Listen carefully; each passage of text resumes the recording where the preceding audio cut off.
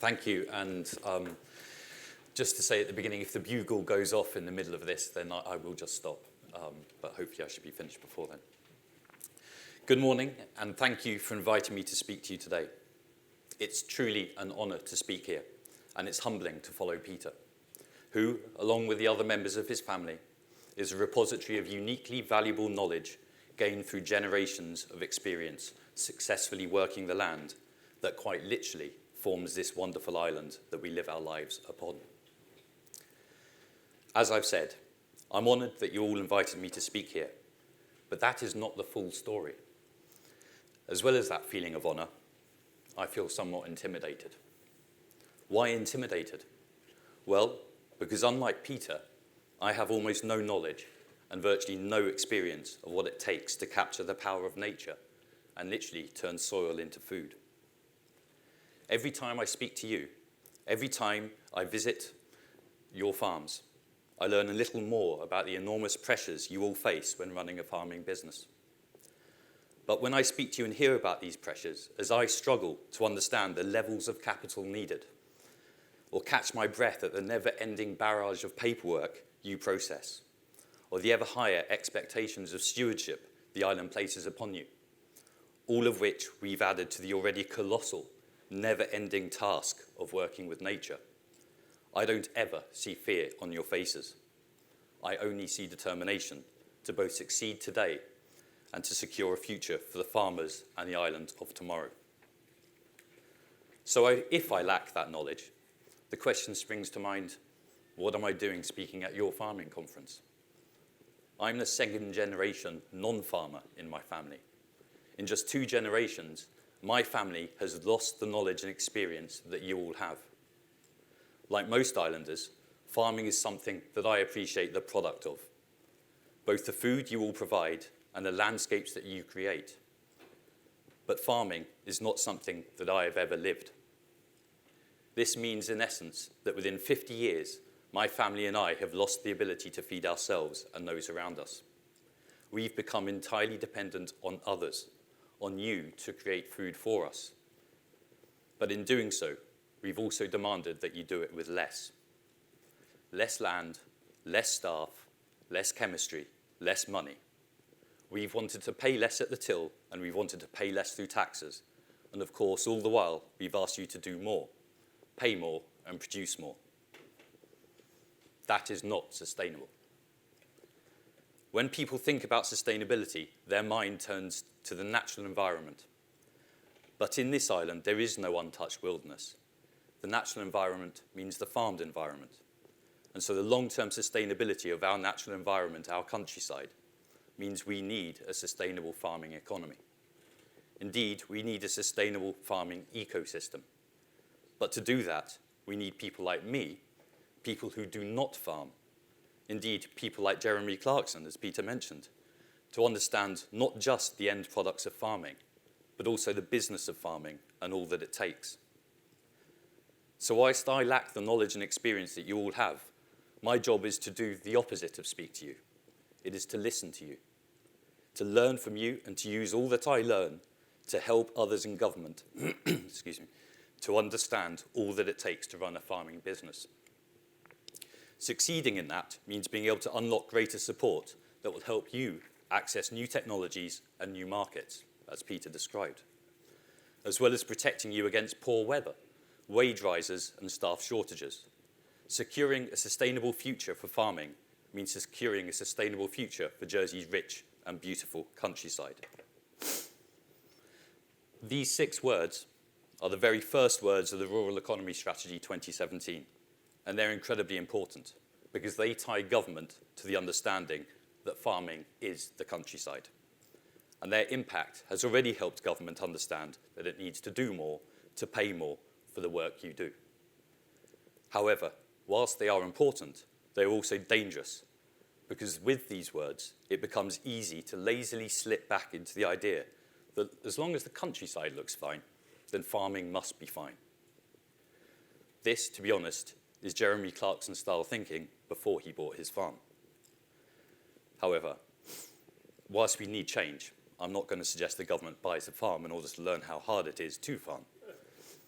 Myself, the Minister, and our officers know that transforming government's understanding of farming is our task.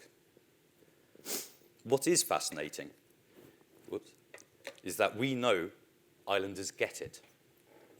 As you can see from these slides, which come from market research undertaken for the Rural Economy Strategy, 95% of islanders think that the government should be supporting farmers at least at the same level of support as elsewhere. And 48% state that we should be supporting them more than elsewhere. Now, later on, you'll see a slide which shows you we support a similar level to almost nowhere else in the developed world. We're right at the bottom of the pile. Most islanders call for more support of local produce, farms and farmers. That's not just most, that's 82%. That's a massive majority. The main reason for buying local is supporting local families and businesses. And 58% of islanders choose willingly themselves to buy local produce. And often that may mean making an extra cost. But that's a sacrifice they're willing to make themselves to help support farming. And importantly, sustainability and the environment are two of the words most strongly associated with buying local produce. That's not food or feeding my family, it's sustainability and the environment. Those are words that people think of when they think of farming. Now this, I hope Peter is pleased with. It's what islanders think when they think about farming. They want greater government support too. And we can see that. That's the research we did with focus groups. So if islanders understand the importance of supporting farmers, why doesn't the government? And how do we translate the public's words and thoughts into action? Importantly, we've taken the first step by turning the corner in terms of funding. But whilst 2023's levels are just shy of 50% higher than the lows of 2019, with £2.2 million being made available, that is in itself almost 50% below the levels of 2007. However, as a sum, it also represents just 0.25% of government expenditure. That's a quarter of 1% to help you operate as businesses and look after all of our countryside, all of it. Back in 2007, support was just over £4 million on total expenditure by the government of £480 million.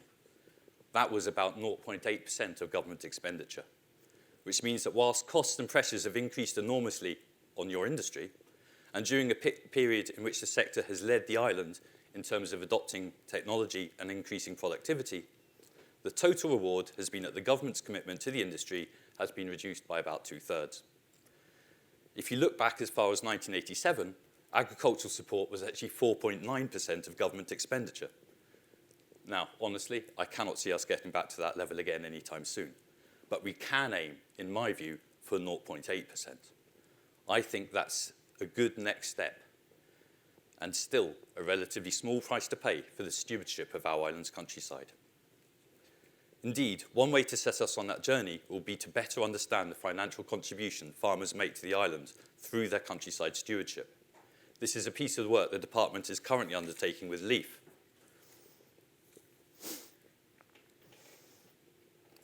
And that is one important, morally right way forward.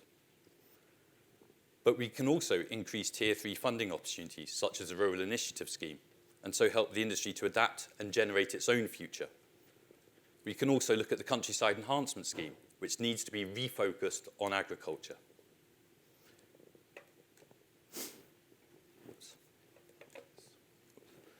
Now, to me, this slide is embarrassing. Jersey, an island that never fails to tell the world about its farming heritage, Peter was just talking about our cows in Rwanda, we lag the world in support. Now, these figures will have improved a little, but we still have a long way to go before it reaches levels that translate into sufficient support to create a sustainable future for the industry. It must be said that support, however, doesn't just come in the form of direct payments.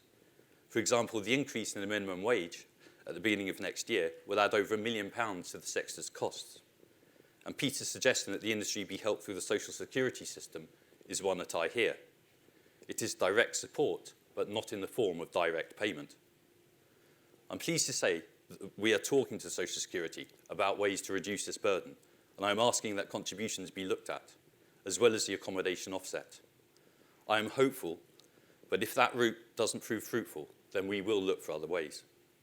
Later, you will hear Deputy Guida speak, and in his role leading the carbon neutral strategy, he is well placed to look at the opportunities to use our island's push for net zero to open up new ways of providing funding to the sector.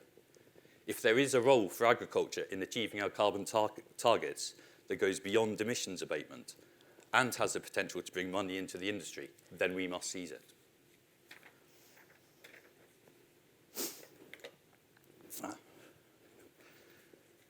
He and I both understand the importance of farming in Jersey, and we will do all we can to make sure that message is understood in government.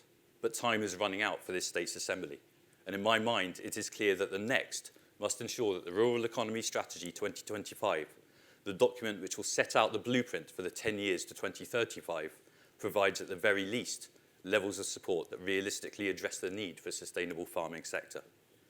This means that those levels of support must take into account the growing costs and pressures facing the industry, as well as the security and countryside-wide benefits that farming businesses give to the island.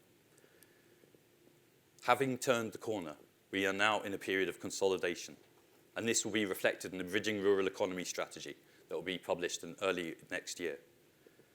The current government plan envisages 2023's levels of support remaining through to 2025.